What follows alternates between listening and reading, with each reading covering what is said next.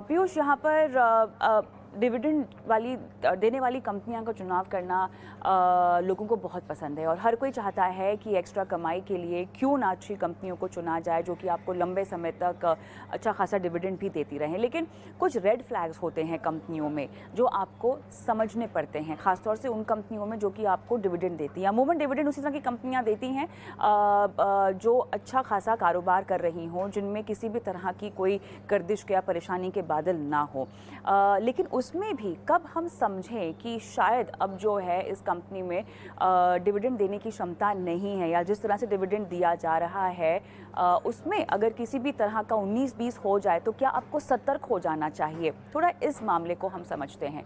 तो सबसे पहले डिविडेंड मिलता कैसे है, इसका एक बेसिक एक्सप्लेनर मैं चाहती हूँ कि आप दे दर्शकों को, पीयूष। बिल्कुल, बिल्कुल। तो डिविडेंड जो होता है, जब भी कोई भी कंपनी डिक्लेयर करती है, डिविडेंड सबको बड़ा अच्छा लगता है और ये एक बड़ा अच्छा साइन है इन्वेस्टर के लिए कि कंपनी प्रॉफिट बना रही है। और ये इसलिए भी इम्पोर्टेंट है कि कंपनी का इंटेंट है अपने प्रॉफिट को शेयर होल्डर्स के साथ शेयर करना। ये एक बड़ा अच्छा संकेत है। कंपनीज जिसमें कि केपेक्स लो होता है और हाई कैश जनरेशन होता है, जैसे कि आईटी कंपनीज, वो ज्यादा डिविडेंड देती हैं। और जहां कंपनी का केपेक्स हाई होता है और नो कैश फ्लो थोड़ा वोलेटाइल होता है, आमतौर से कंपनीज जो प्लांट और मशीनरीज में बहुत इन्वेस्ट करती हैं, जिनके जिनको जिनको कैश की रिक्वायरमेंट होती है अपना expense, day to day expense चलाने के लिए, वो थोड़ा कम डिविडेंड देती है।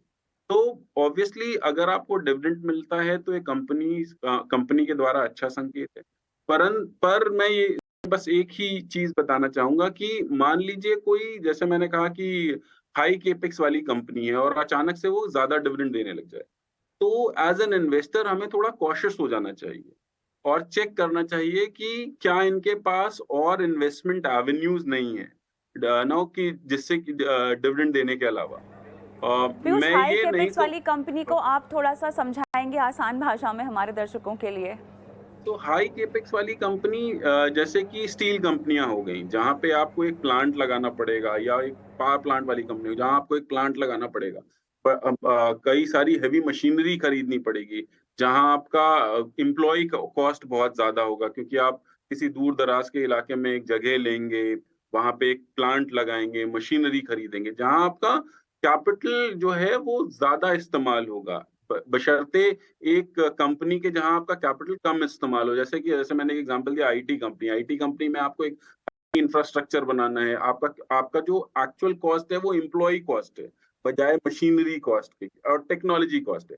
तो employ cost and technology cost are real cost for an IT company. परंतु अगर आप किसी स्टील कंपनी को देखें तो उसके उसके लिए तो टेक्नोलॉजी, एम्प्लॉय ये इंपॉर्टेंट है ही है, पर अगर आप उसके पास करेक्ट इक्विपमेंट्स नहीं होंगे या उसके पास बड़ा प्लांट नहीं होगा तो वो प्रोडक्शन नहीं कर पाएगी। तो ऐसी कंपनियों को हम हाई केपेक्स वाली कंपनीज कहेंगे। तो जैसे कि मैं समझा रहा था कि अगर इस तरीके की कंपनियां अगर आपको अचानक से बहुत ज्यादा डिविडेंड देने लग जाए तो ये एक अलार्मिंग साइन है। मैं ये नहीं कहूंगा कि एक नेगेटिव साइन है, बट हाँ, ये अलार्मिंग साइन है। एज अ इन्वेस्टर और एज अ निवेशक मेरे को थोड़ा कॉशियस हो जाना चाहिए इन कंपनियों को लेके, क्योंकि जनरली कंपनीज जब भी ज्यादा प्रॉफिट बनाती हैं तो वो चाहती हैं कि इस प्रॉफिट को और बिजनेस में इन्वेस्ट किया जाए, जिससे कि हम और ज्यादा नो अपना बिजनेस एक्सपैंड कर सकें। बिल्कुल, चलिए, तो यहाँ पर आपने एक खतरे की घंटी हमको बता दी है। दूसरा, कुछ निवेशक जो है बेवजह परेशान भी हो जाते हैं डिविडेंड की कमाई में कुछ ऊपर नीचे देखकर, या कुछ ऐसे भी निवेशक होते हैं जो बहुत ज़्यादा पढ़ाई लिखाई करना चाहते हैं किसी कंपनी को लेकर, और किसी भी तरह की मार्केट सेंटिमेंट या मार्केट एनवायरनमेंट की वजह से भी हमने देखा है कंपनियों की परफॉर्मेंस में तब्दीली आती है, तो वो ओवर कॉशियस भी हो जाते हैं। यहाँ किस तरह से आप डिविडेंड फ्लो को समझ सकते हैं, और इसके अलावा और कौन सी खतरे की घंटी? डिविडेंड का जो सबसे बड़ा निवेशक के पास प्रॉब्लम होगा वो होगा री इन्वेस्टमेंट रिस्क।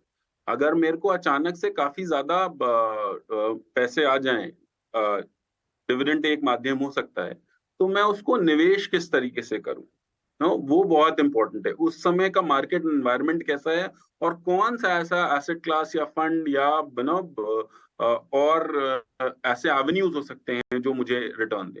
तो निवेशक के लिए सबसे बड़ा जो प्रॉब्लम है डिविडेंड से या अचानक पैसे आ जाने से, वो मेरी समझ से री-इन्वेस्टमेंट का होता है। जहाँ तक कंपनियों की बात है, जैसे मैंने पहले भी कहा कि एक ये अच्छा संकेत है कि कंपनी आपको डिविडेंड दे रही है। क्योंकि इससे पता चलता है कि कंपनी अच्छा प्रॉफिट बना रही है और अगर अच्छा प्रॉफिट बना रही है तो अपने निवेशकों के साथ शेयर कर रही है। क्योंकि आपको ये भी ध्यान रखना होता है कि कंपनीज जो ये नो प्रॉफिट्स बनाती हैं, इसमें सबकी हिस्सेदारी होती है। इसमें कंपनीज में काम कर रहे हैं एम्प्लॉयज की भी हिस्सेदारी है, इसमें उनके वेंडर्स की भी हिस्सेदारी है जो इससे वो रॉ मटेरियल खरीद रहे हैं। नो, तो उसके बावजूद कंपनी अपने निवेशकों के साथ ये पैसा शेयर कर रही है। ये एक बहुत ही अच्छा संकेत है, लेकिन जैसे कि मैंने ये भी कहा कि कई जगहों में ऐसा भी हो सकता है कि ये थोड़ा कॉशियस हो जाने वाली बात है एज़ एन इन्वेस्टर। तो मैं ये नहीं कहूँगा कि आपको नेगेटिव हो जाना चाहिए उन कंपनियों को लेके जो बहुत ज़्यादा डिविडेंड दे रही हैं। बट अगर वो हाई कैपेक्स वाली कंपनियाँ हैं और अचानक ज़्यादा डिविडेंड देने लग जाएँ, तो आपको ये देखना पड़ेगा कि उनको थोड़ा स्टडी करना पड़ेगा कि ये ऐसा क्यों हो रहा है या किन कारणों से हो रहा है। ऐसा भी हो सकता है कि इस साल मेरा बहुत अच्छा प्रॉफिट बना और लास्ट 2-3 सालों में मेरा प्रॉफिट नहीं बन पाया, इसलिए मैं अपने शेयर होल्डर्स को थोड़ा ज़्यादा डिविडेंड देना चाहता हूँ या थोड़ा ज़्यादा हिस्सेदारी देना चाहता हूँ। तो ये अच्छे संकेत हैं मार्केट के लिए और इन्वेस्टर्स के ऑलराइट, चलिए आखिरी सवाल। और यहाँ पर तो हमने कंपनियों की बात की और डिविडेंड कैसे मिलता है ये समझने की बात की है, लेकिन जो डिविडेंड यील्ड फंड्स होते हैं, जब हम म्यूचुअल फंड का रास्ता अपनाते हैं इस तरह की कमाई को लेकर, तब किस तरह से चुनाव हो फंड्स का और तब किस तरह से हमें रणनीति बनानी चाहिए ताकि इस तरह के फंड्स को अपने पोर्टफोलियो में एक लक्ष्य के तहत उसको हम बांध सकें। तो डिविडेंड यील्ड फंड्स जो हैं पोर्टफोलियोज में उसको सिलेक्ट करने के कई सारे क्राइटेरिया हो सकते हैं। पहला, जैसे मैंने कई बार आपसे आपके माध्यम से अपने निवेशकों को बताना चाहा है कि आप ये देखें कि एएमसी की पेडिग्री क्या है, वो बहुत इम्पोर्टेंट है। आपका जो इन्वेस्टमेंट मैनेजर है उसकी पेडिग्री क्या है, वो किस तरीके के फंड मैनेज कर रहा है, उसने दूसरे फंडों में किस तरीके का परफॉर्मेंस डिलीवर किया है और वो किन तरीकों के कंपनीज में निवेश कर रहा है। और डिविडेंड यील्ड में ये भी इम्पोर्टेंट हो जाता है कि आपके पोर्टफोलियो का डिविडेंड यील्ड है क्या, क्योंकि अगर आपका मकसद डिविडेंड की कमाई है तो आपका डिविडेंड यील्ड पोर्टफोलियो का बहुत इम्पोर्टेंट होता है। और ये सारी चीज़ें पब्लिकली अवेलेबल हैं पोर्टफोलियोज़ और डिविडेंड डील्स वगैरह आपको कंपनी की वेबसाइट डिविडेंड का डिक्लेयर जो होते हैं वो कंपनी की वेबसाइट में मिल जाएँगे। Dividend yield of portfolio mutual fund के वो उनकी फैक्ट शीट में या आपको ईज़िली कई सारी वेबसाइट्स पे अवेलेबल होते हैं।